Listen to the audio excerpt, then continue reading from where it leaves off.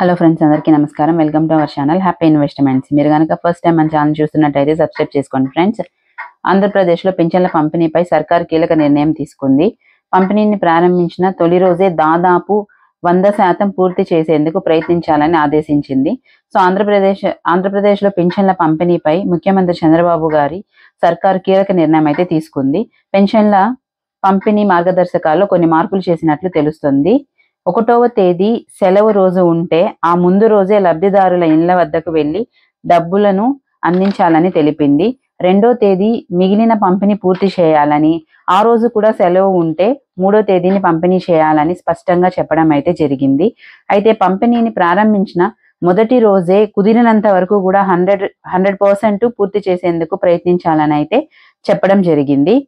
So ఇదైతే ఈరోజు మనకి పెన్షన్ల పంపిణీ గురించి అయితే వచ్చిన అప్డేట్ ఫ్రెండ్స్. ఇలాంటి ఇన్ఫర్మేషన్ కోసం మన ఛానల్ని సబ్స్క్రైబ్ చేసుకోండి. ఈ వీడియో మీకు ఇన్ఫర్మేటివ్ అనిపిస్తే లైక్ చేయండి, షేర్ చేయండి, సబ్స్క్రైబ్ చేసుకోండి. Thank you.